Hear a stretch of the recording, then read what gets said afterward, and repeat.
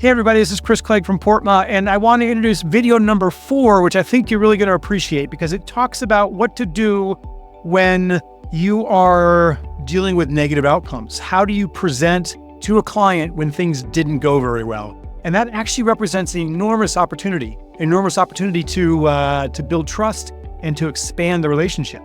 So in this 4th of 4 videos, check out what to do when things aren't so rosy so you can make sure that you're going to have that recap success that you want to get.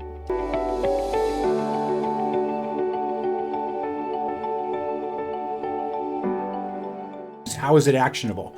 You don't really know what they're going to say, and sometimes what they say is of no consequence. Other times, things that they find surprising are going to be a really big deal, and you want to be able to guide that conversation and make it a win for everybody by talking about what is now possible because of this new revealed information, and because you set everything up to earlier talk about data they already knew to be true before you even got it and presented it. You're establishing the credibility of your data set and the credibility of your report. And so these things that are a surprise become things that we can't dismiss. We have to think about what their implications are and how they can be used. So how do we deal with the risks involved? How do we deal with the reality that we may be presenting information that is showing or demonstrating that overall goals were not met? Well, hopefully what you're doing in this presentation is not delivering completely new information across the board. Hopefully over the past quarter or the past year, you've been presenting top-line data in flash reports or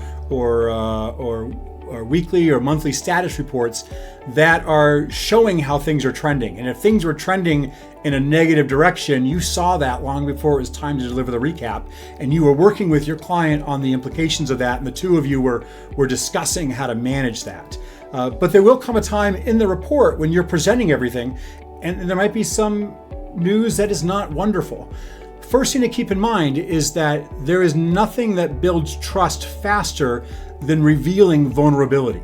And so if you can show an area where things did not work out as expected, it adds enormously to your credibility, while at the same time adding volumes to the value of the data that did work out well.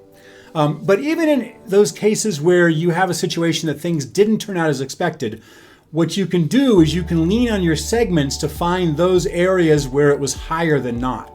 So even if, for example, my overall ROI was negative, I can dig into that data and I can look at these different venue types and I can see, yeah, when I take venue A, B, and C together, the overall ROI is negative. But when I strip out venue B and C and I look just at venue A, where I knew I was reaching more of that target consumer of Generation Z, I see that my messaging was resonating at a higher level. The ROI, if I just went to venue A, would be wildly positive. And so while the big picture story is slightly unfortunate, in the micro, you're showing that path to greater success. And you're highlighting those areas where the client's recommendations and the discussions that went into the early design, or maybe they were parts of the original RFP, proved to be incredibly valuable and very successful for the client. Those are the things you're highlighting. And by doing that, you're able to position what otherwise, if it stood alone, may seem like a risk or seem like you're just showing the warts without any real gain. What you want to do is you want to segment those until you find the areas where it was positive, or at least above average, because you do more of what's above average, less of what's below average, and you continuously increase your performance.